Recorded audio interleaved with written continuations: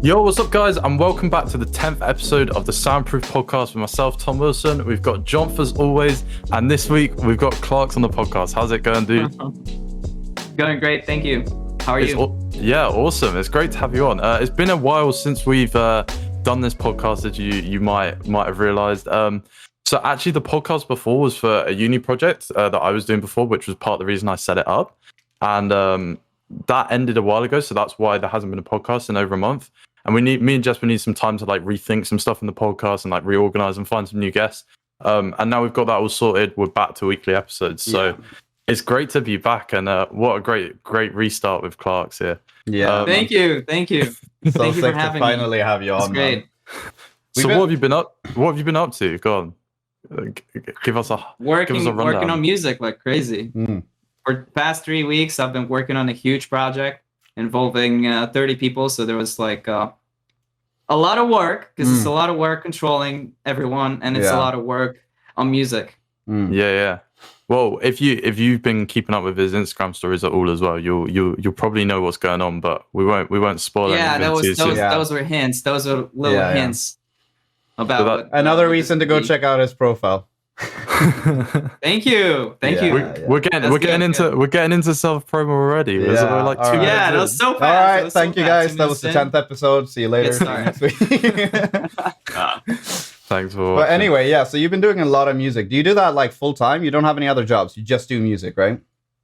I do have a job actually. Oh, you do? I work in a TV rental. So like you can rent cameras from me in Warsaw. I'd love to. I'm supposed to quit soon, so it's gonna be music full time very soon. How's it going for you as well? Are you finding like music is feasible full time for you to do? Like, is it like you can do it as a job and you'll be absolutely fine, right? Yeah. It's I'm already at that point where I can make enough living from just music, which is awesome. Like I thank God for this. That's so cool. Because you just dropped your new track as well, didn't you? Healing, yeah. So how's that one going? Because that's a bit different to your normal stuff, to be honest. Well, all my future stuff is gonna be different from the rest. So I'm gonna drop like 10 songs that are completely different from each other. I got a 160 BPM song coming, and it's really? BPM 4 on 4. It's a little bit of a like tiny rebrand, or are you gonna go back to the? No. I'm just I always experiment with music. Like that's true. If you notice, all my past releases were somehow experiments. Well, of course I use stuff that works well, but I try like creating different songs, like completely different songs with probably with like the same sounds, which worked once. Yeah. I'm gonna reuse them again into something else. Yeah, because you can something completely else. I'm not like I hate people who release like 6 almost the same tracks. Yeah. It's like reinventing really the wheel all the time. And I'm kind of bothered by that as well. But then again, like I think that's kind of like trying to see it from the perspective of a listener, and just like what used to work before might work again, or it's just like just trying to shoot a shot and see how far you could like shoot it, you know what I mean?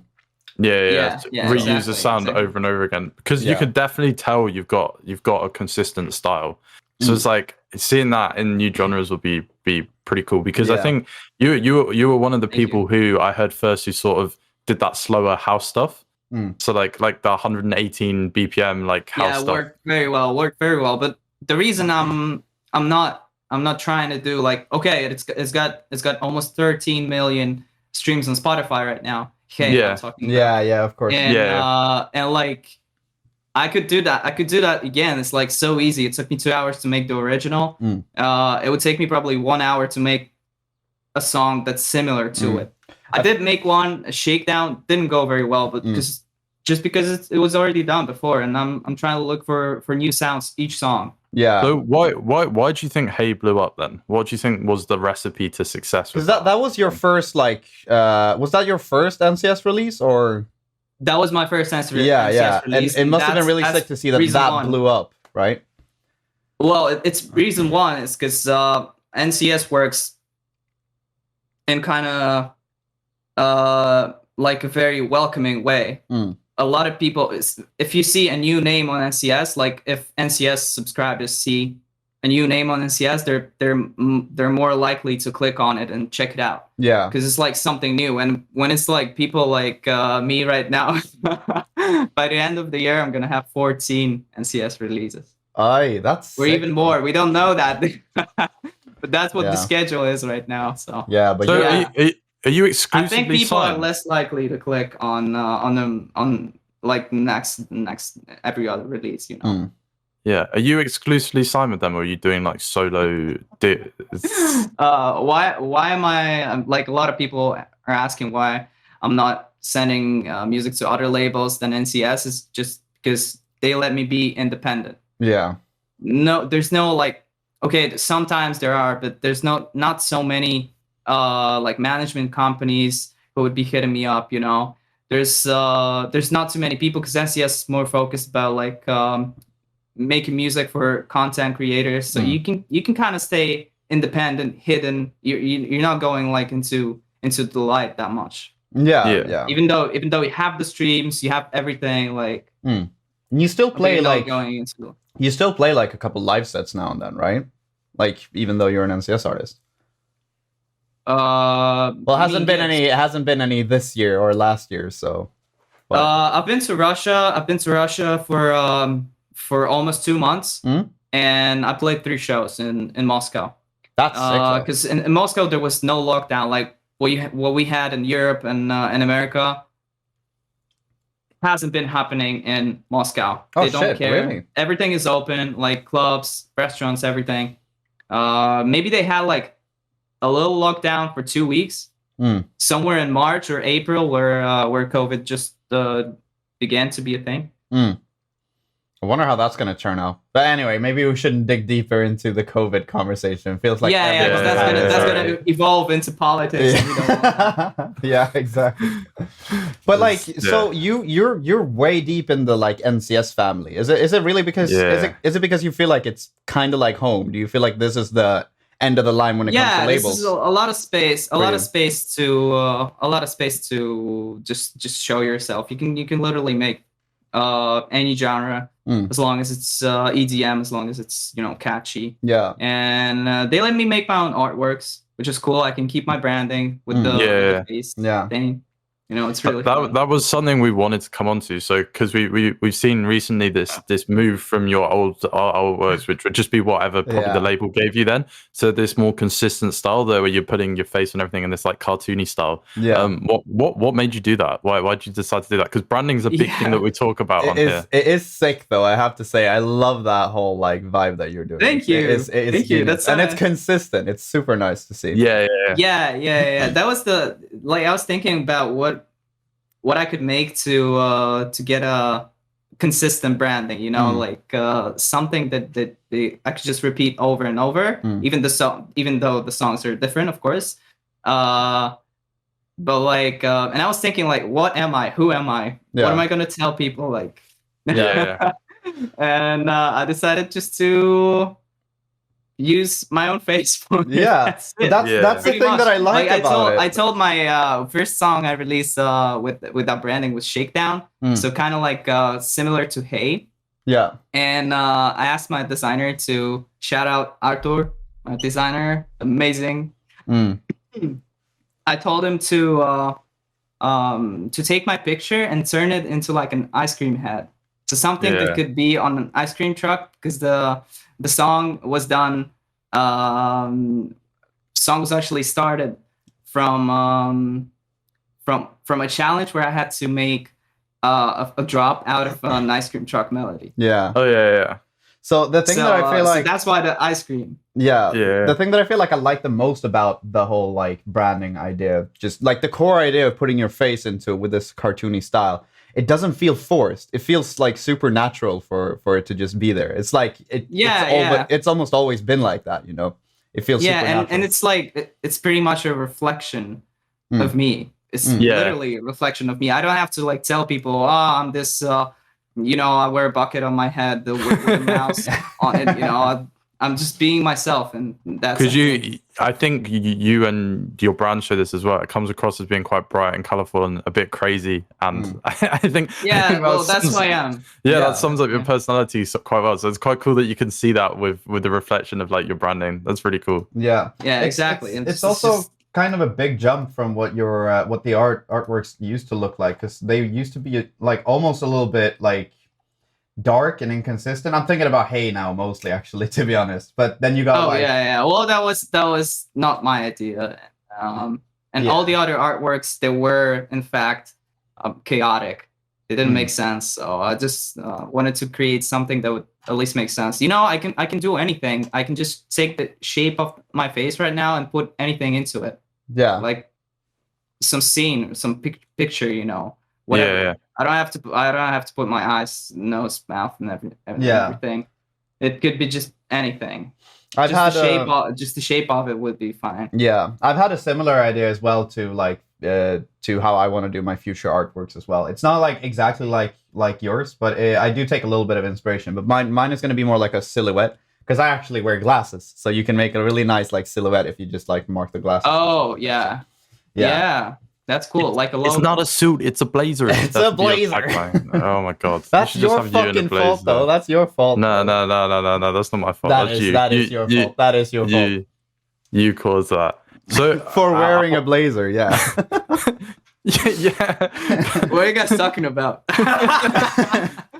Jasper always wears a blazer, and that's his whole brand. Wait, I think it said my whole brand does not revolve around me wearing a blazer. Shut up. Doesn't it say it on your Instagram? Yeah, it does say it on my Instagram. And it took you guys a while to notice that. It's been like that for the past 6 months.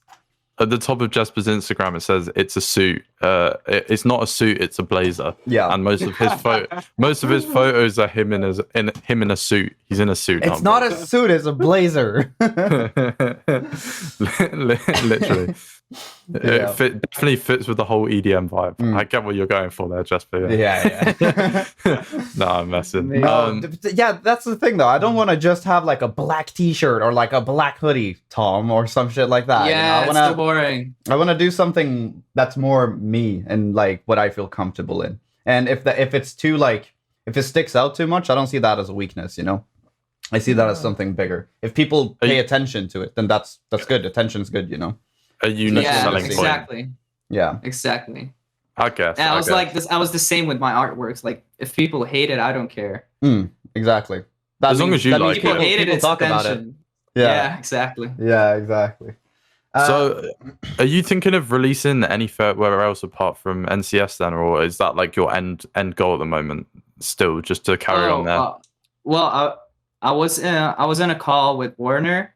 Oh, nice! Oh shit! A couple weeks back, yeah, and like the A&R told me that I shouldn't really beg majors to release my music. They're gonna come calling anyway. So I'm just gonna keep releasing what I got. Doesn't matter where. It could be self-releases, you know, just whatever to keep the schedule going. Like 1 song a month or 2 songs a month. Depends what I'm gonna do. Right now it's gonna be 1 song a month until half 2022. So nice. I got stuff prepared. I was going to lead this on to something else, but I want to ask about scheduling now. So I did the whole monthly thing last year, and I personally got like a little bit tired with it. Like I could still do it if I wanted to, but I felt like it was better you get to. Caught up in it. Yeah. And I got to the point where I was just like, okay, I'm going to take 2 or 3 months per release, really try hard to make sure everything's on point with the release and focus on that. So do you feel like you're still able to do that with monthly releases, like focus all your energy into it, or do you think it's like keeping quantity and quality is so hard? Do you know what I mean? So, yeah, exactly. What I did was I've been working on music for the past 2 years, and I haven't been releasing much. I was focusing on getting stuff done and ready, but not signed. Yeah. Okay. So just now I started signing stuff that I made, say, half a year ago, 1 year ago, you know. Yeah. Or even worse. It's usually like that, though. It does take time to like making the song is usually the like fast part, you know. And then exactly. Then sometimes you can get back to it and do a couple fixes and say, oh my god, this is now it's literally my favorite song. It was the same with Healing. I kept it on my computer for a year. I was just opening the project every now and then and doing some stuff for it, and then the moment I made it the significant part, I was like, damn, I gotta finish this, and I finished it, kept it on my computer for 3 more months or something. And then now when I have enough releases to put them on a monthly schedule, and while the monthly schedule is started, work on new music to make it for the new monthly schedule. Yeah. That's really interesting way of doing it, because I get what you mean completely with that. Like, I have songs sitting on my computer from last year which I still like, but I've weirdly found that the stuff I've made most recently is the stuff that's like easiest to sign. And I think that's because, you know, you're constantly developing. So I get what you've done completely, but do you not find like some of the sounds are maybe outdated when you do it that way? I don't know. I get that. I get that a lot. Like I leave a lot of songs that I feel are dated. I guess you have quite a defined sound already. Like after Hey, you had quite a See, that's the thing. How are you gonna say that Clark's songs would ever be dated? Because it's like the songs themselves are so like unique from everything else that you hear usually. So. And that's not me just sucking. That's not me sucking up to you. That's genuine. Like, it's Don't worry. Yeah, no, they're like, you don't really follow trends or anything like that, so you can pretty much do whatever the fuck you want, right? Exactly what I wanted to say. So thank you. What am I gonna say now? Took the words out of your mouth. But it's all about making music that's not a trend. That's not nothing existing, you know. And you can release that. What you make, you can release in 4 years, and it's still going to be like fresh because it's something you just created. It's something fresh. It's it doesn't have any sounds. It doesn't reuse anything. You know, that's why I make every song I make is different. Yeah, it's exactly why. So I'm kind of in a similar situation to what we were talking about before, when we're holding on to like these gems before like actually releasing them. So I don't have anything signed right now that's coming out.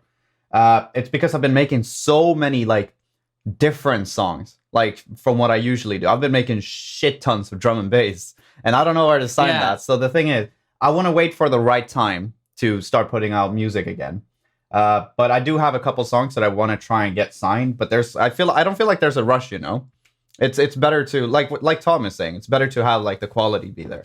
And I've also been thinking, because me and Tom has been having conversations about this specifically. If you leave like a gap between the next song that's signed, you could actually plan a pretty decent promo campaign as well, and have everything set up. So that's a pretty cool idea as well. So I think I'm gonna try and leave a month open and see what I can do with that, you know.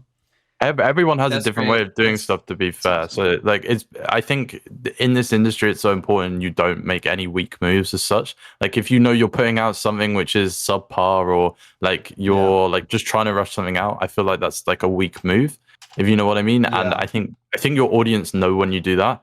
But by the sound of it, 2021 is what you're trying to make your breakout year. Well, I don't know, Tom. Like, there's a lot of times where I've heard artists say that, I released this song that blew up as a filler track, you know? It was just, I was just going to release it because I didn't have anything to release, and then it blew up. That was their biggest song, you know? But a lot of those artists, if they have nothing behind them before that, it's hard for them to gain the like exposure from that, if you get me. So if you don't have all the proper, so like if all your social media channels aren't on point, like your YouTube, like your Instagram, like you haven't got a previous backlog of music which they can go and refer to, then they're kind of missing out on something, which I think it goes either way with that. I think a filler track as such could blow up, but again, no weak moves I think is a better mentality to have in this industry. Because any song could flop. The thing is, like, we always, the music that we as artists put out, we always love them, like all the way deep down. And the thing is, I've been noticing, like, even songs that I'm like, okay, this is gonna be it. This is gonna be the sickest fucking song, and people are gonna fucking love it. It doesn't go like further than anything else, you know. Just my core fan base is like, oh yeah, shit, this song is a banger, like they always do, and I appreciate that. But like, I'm like, okay, this is gonna be the next big thing, and this is gonna be the next big thing. And I don't know, it's just like you never know when it's gonna happen. It could be a song that you've been sitting on, and you're like, oh fuck, I don't have anything to release now, and then boom, you blew up with that tune, you know. So I think there's definitely stuff you can do to make sure like something does well such. Like right now we're in a huge era of like just doing ad campaigns and shit like that. It's just normal now. But I guess this is partly why Clarx has moved his branding more consistent. But I think branding is not like, because I want to advertise it now. Oh no, not just that. I'm just saying because branding is 80% of what music is now. Do you know what I mean? Yeah, pretty much. Unfortunately, right now, you have to stand out. Yeah, it's not as much about the music as it is about who you are as a person. Like you have to be a social media influencer. I think we've said this before as well. I've talked about now that we're going into this influencer thing, I want to have this fucking conversation again. I've talked about this to so many of my friends and so many like different people now, and I just want to get your take on it, Clarx.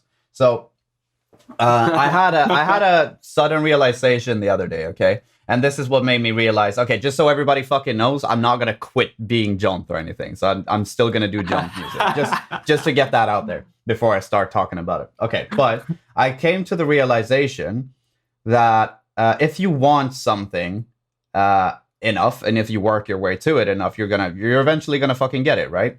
So what I wanted when I started making music, first of all, was to become good at making music and just make music because I love making music. And then I was like, okay, I want to make a living. How do you make a living off of music? Well, I thought you got to become famous, you know?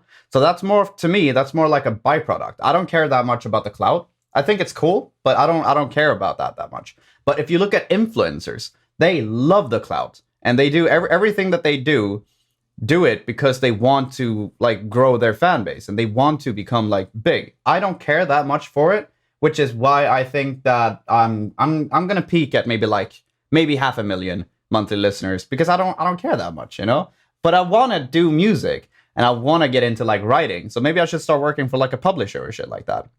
Maybe you should start making some slap house, bro. So you get that is the literal opposite of what I want to do, Tom. That is the literal opposite. Of course I'm messing. Of course I'm messing. Don't be that guy. What do you think about that? What do you think about that like thought?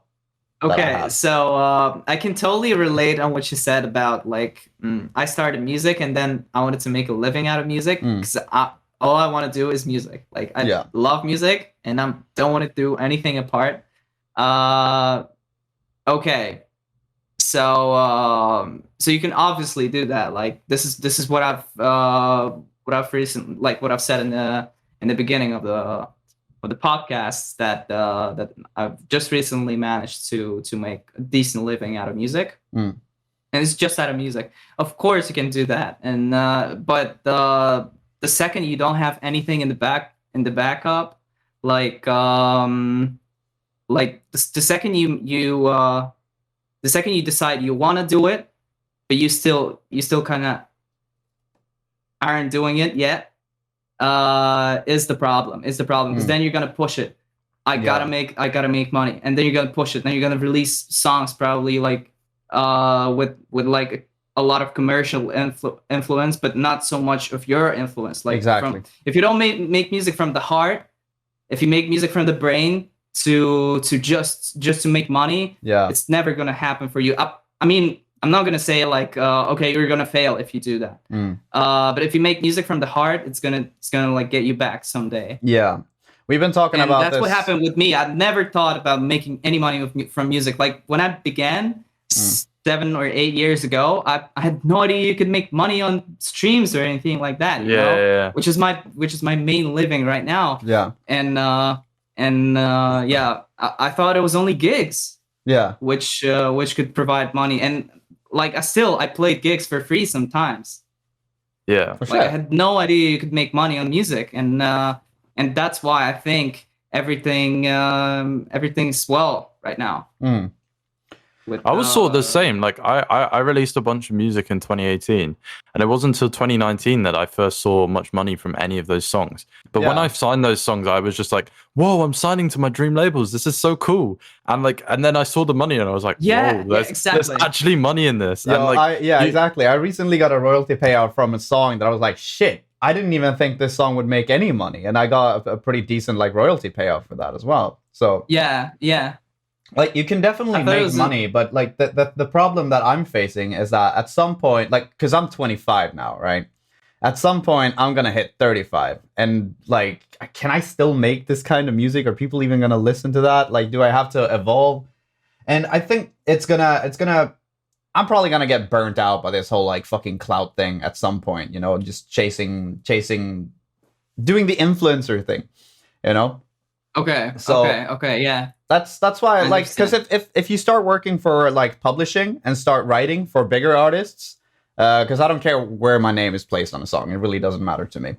So if I'm just in the credits and get a 5%, if that song blows up, or if I have 5% here and there, like once one of those songs blows up, I'm still gonna make money when I'm 45, when I'm 50 off of these songs, you know? Yeah.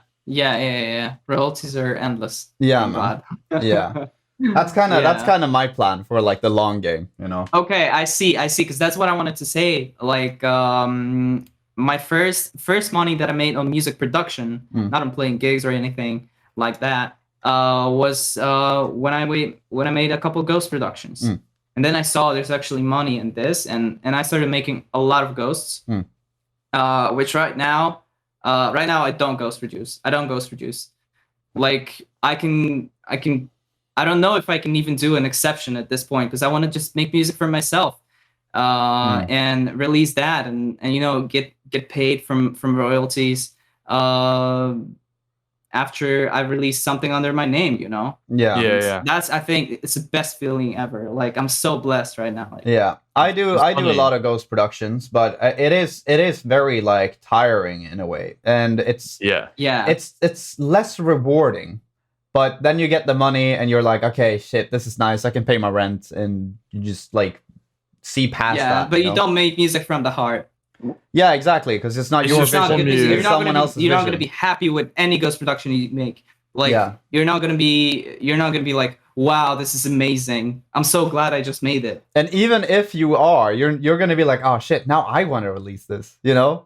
So it's kind of paradoxical, that thing. Well, if you have a chance to do that, like accidentally make a song for yourself, then okay. But most of the times, deadlines are chasing you, and you can't do that. Yeah. Like, whenever you make something that's gonna fit, but I doubt you're gonna do it from the heart, which then comes to, I doubt that song's gonna be good.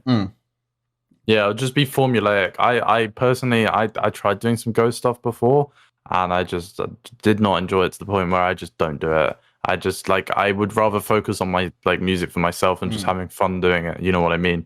If I was gonna try and make money off that stuff, I would rather do like mixing and mastering stuff than like, because I feel like forcing the creating side and doing something formulaic is so easy. Like, you could make like a fucking slap house song for someone in probably an hour if you wanted to. Or a Future Bounce song. A Future Bounce is some shit that I've been ghosting a lot of Future Bounce lately, and it's just not thing fun. I can do. It's just not fun though, is it?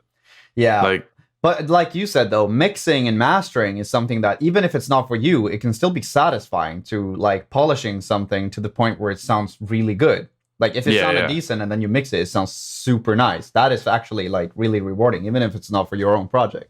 You know? Don't you actually mix in a separate DAW? Oh shit! Yeah, that's right. Yeah. That's right. You produce an FL. I think it was Chris that said that before. Yeah, right. Do you still do that? Chris, stop leaking my tricks, bro. Come on.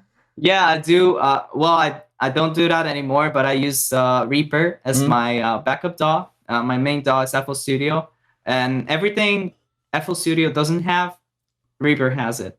So I got so many people telling me like, bro, you have to switch to Ableton. It's gonna make your workflow better. It's gonna make everything better. Your song's gonna sound better. Like, how in the fuck? Yeah. My songs are gonna sound better when I make them in another DAW. Yeah. Like, I can make music in Reaper probably, but it's gonna take a while to learn it, and it's gonna take a while to like find my way. Yeah. So Yeah. I only ever glanced at Reaper. Like I never really seen properly what I'm recording the podcast in Reaper. Oh shit, really? Really? That's cool. Okay. Yeah, because it's so amazing for recording. Like whenever I have someone over to record, bro, it has so many features that just help you. Reaper has been like literally my right hand in production. Because whenever I need to quantize something manually, like tune something, you know, do a selection. Like when people send me stems, you know, I get let's say 100 audio files from someone, like from a vocalist. It's so easy to organize and group and name stuff in Reaper and coloring and everything. Just organizing your work is amazing. And then after it's all organized, transfer into FL Studio, everything with one click. And Reaper also has actions which you can assign to like your buttons on the keyboard, and those actions can do like 20 things at a time. Oh shit! So wait, depends how many you program. You can program like with you can say like, okay, Control T is gonna be or Command for Mac is gonna be creating 20 tracks, naming them kick, clap, snare, hi-hats, and probably like right now you can probably like even program the sounds that it's that your DAW is going to put into the project, and you can do that with one click. Bro, so you gotta be smart to program all that, because it's not that easy. I guess there's people you can reach out to write some scripts for you. So shit like this is probably on like some forums though. Like you could probably just Google your way. For sure. And there's skins that make Reaper that can literally change Reaper into a Logic. Oh, sick. For example. Yeah, because the main thing, literally all the stuff that you do is the same. So say there's someone over in my studio who wants who's a pro Logic user. A Logic Pro, Pro Logic Pro, and you can just with one click you can turn Reaper into Logic. Bro, that's actually sick, because that's one of the biggest reasons why I'm low key. Like, even though I love FL and I've always been like using FL, there's one thing that I really hate about FL, and that is the comping. Comping in the playlist is so fucking annoying. That's why I do all that stuff I do in Reaper, and it's like a perfect right hand for all that stuff, like quantizing. You know, organizing your stems. You know, you got 100 stems, and like 80 of them you don't want to use. So in Reaper, you just do you produce in FL, then put it into Reaper, and then put it back into FL again? No. I don't do that anymore. I just use Reaper as kind of like a plugin. Okay, transfer. So if you want to do anything to like a specific stem or something, you would put it into Reaper and then like. I think so. Okay. So what does it? Is this podcast strictly about like music production? Because we're kind of talking deep into. It could be anything. Anything. About anything. Like, it literally doesn't matter. Okay. It's just the fact that we're three musicians talking, and it usually ends up like this, bro. So me and Jasper just like here like technical. Yeah. Okay, but I can definitely like recommend the Reaper. Plus, it's free. It's free. It has this message that pops up after like 60 days after your trial. You just wait 5 seconds, which is 10 seconds probably, but it says 5. And that's it. You can still be using it as long as you don't make money from Reaper. You're fine to use it. It's like a full version. It's not like a demo. Like when you get FL Studio from the website, it's gonna be a demo. You can't even render. I think you can't save projects. You can't do anything. But Reaper is free to use, pretty much. Oh shit! That's really cool. Yeah, actually. But I bought it and $60. Like it's what for a DAW? That's dirt cheap, bro. For a DAW, that is literally your right hand for recordings and everything. Man, are you kidding me? That's fucking pocket change, bro. I think Jasper's downloading it after this. By the sound of it. Yeah, bro. Do that. It's for FL users. FL users should have Reaper as their help, because it's easy and it's like It's just so perfect. And Yeah, the tutorials on Reaper and the forum is super strong because it's like geeks. Only geeks are using Reaper. Yeah. So It's Reaper's kind of like it's kind of like the Linux of fucking like exactly. Versus, like, and you DOS. can literally like program. You can put everything into a script. You can personalize everything.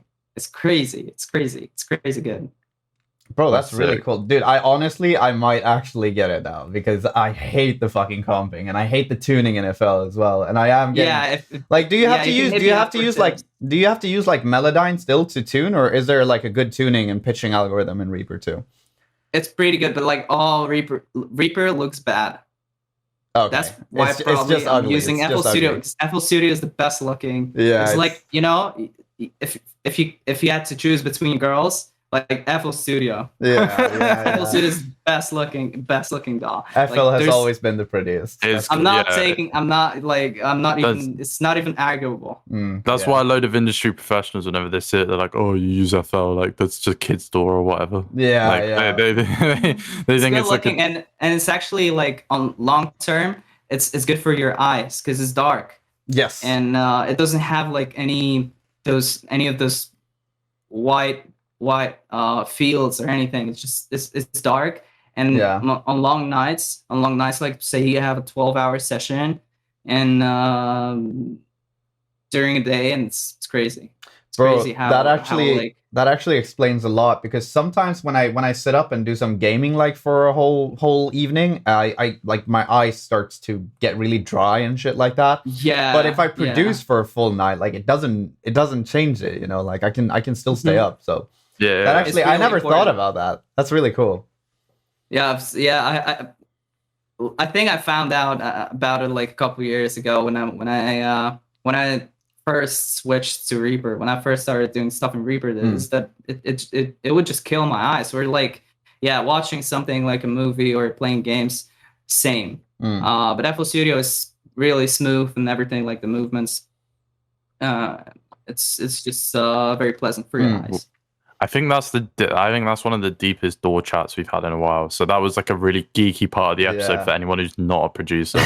Or if you wanna become a producer. Sorry. Usually I don't talk about that stuff. I don't Bro, know it's fine. Most of the audience are producers. It's us as well. It's interesting. I feel like a lot of the audience might try Reaper now. So that's because it's not talked about. Yeah, well, that much. FL Studio users, for sure. Go for everyone talks. That's it. End of DAW talk. End of door talk. I think we should talk about New Music Friday now. I want to talk about New Music Friday now. Yeah, sure. What's your New Music Friday? I mean, okay, so I'll just throw this in here. Clarx before the episode was like, "Oh, I listen to a lot of old music. I don't listen to much New Music Friday stuff." So I'm so behind. I'm so behind. But it doesn't affect my music in any like negative way. If anything, is strengthens your sound. Everything's just everything's coming from my head. I don't get inspired that much, and when I do, it's probably some old song from 2004 or something, which is really interesting, because personally I'm always searching for new music, because I have the same few songs at the top of my playlist. I get bored for them, and then I put like 4 new songs at the top. Do you know what I mean? And like if maybe rediscover an old song, but like I'm always looking for new music. And the thing is, I'm also listening to a lot of old music. I still listen to Justice, Justice is really sick. Oh, Justice! Oh my God, the Prodigy, man. You did a cover for Voodoo People in 2019, didn't you? I did. I did No Good. I did No Good in this year in January. Not very proud of it, but still, like I wanted to release it because I felt it just sounded sick the second I made it. Okay. And there's one more, which I cannot tell much. Okay. Okay. All right. New Music Friday then. Watch this space. Yes. What's yours, Jasper? What's your New Music Friday? So Reaper recently released a remix. What was the name? Wait, who? Find it again. Not the door. Reaper. He's a drum and bass. Yeah, that's ironic, isn't it? He's a drum and bass artist. He released. I wonder what he makes music in. What his DAW is. Yeah, it might be Reaper. That would be interesting, actually. But he released a remix for Miracle by Nightpunk, and it is so dirty, so gritty, and I love this sound. You know, Tom, how much I've been for like drum and bass and neurofunk as of late. Ever since ADE, like the first year we went to ADE, I've been like hooked to like drum and bass like this. It's fucking amazing. Which parties did you go to? Well, the one that got me hooked on drum and bass was definitely the Monster Cat gig. Yeah, Monster Cat. I met you there. I remember you were wearing that like Versace shirt that you always used to wear back then. I remember that, bro. Oh, I thought that was NCS actually. It might have been. No. That was the year after, actually. Shit, that was the year after. But it was still in the line. Mix Mash, we met him. No, remember? I met. Bro, we met everywhere. Like every gig I met you at the line into Melkweg in I think it was 2019. Just really quickly, you were trying to sell a ticket to someplace. I don't remember what it was. Something like that. Yeah. Because we had too many. Eventually, we went in. Yeah. All right. Yeah. All right. Anyway, Tom, what's yours? What's your pick? I'm gonna shout out our boy Magnus. Just had a sick trip in knots with all the boys, with Ewan, Ollie Walker, Connor, and I just thought, big up Magnus with his release on Spinning Next. Pretty cool. And that's called Cry, and it's a banger. It is so good. Yeah. Genuinely. So, gotta check it out. I'm so happy. I'm so happy that song like got released on NCS. Not NCS, on Spinning. NCS. Sorry, on Spinning. This was just ultimate NCS. We've been talking about NCS this whole fucking episode. It gets a little bit much, We talk about it. We talk about it every week so much because it's literally everyone on the episode is like, "Oh, I've released on NCS like 10 times." Yeah. Like there's like everyone on that episode. Like, yeah. But it's cool. But we got Dan on next week, so it's cool. Yeah. But you still wanted to shout out a song, right, Clarx? Yeah, of course. New Music Friday it wasn't released on Friday, but I guess it counts. Yeah, it does count. Doesn't matter. And I really love Blame by Shia Mizell and Alvin Cella.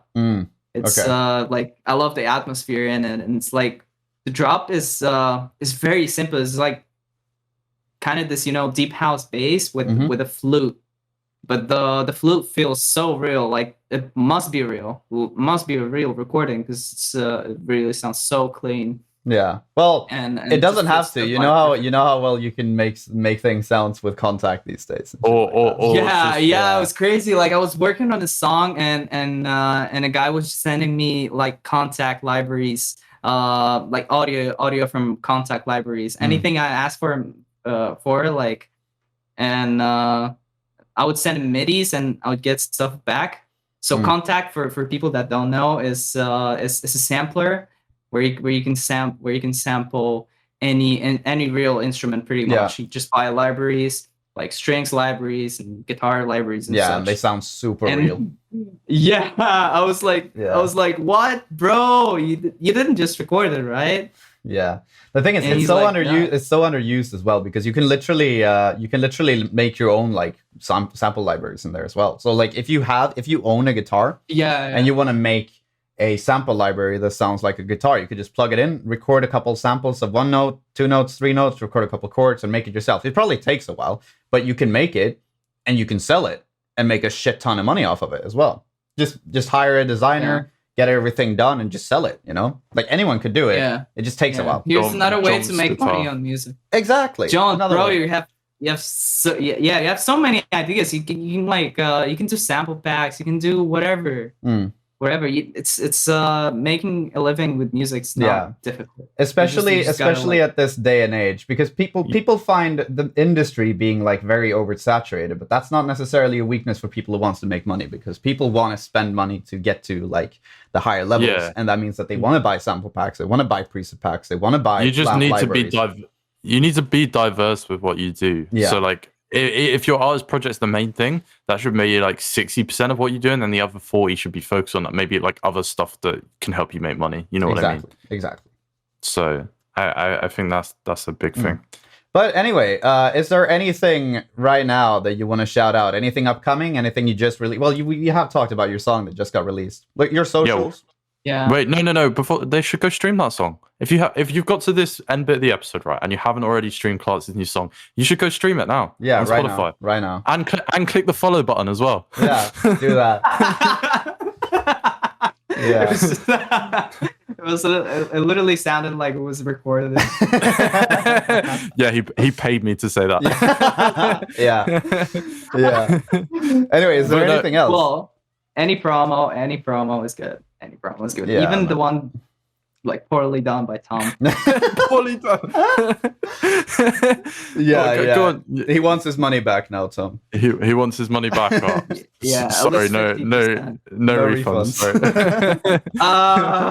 Bro, come on. Yeah. Come on.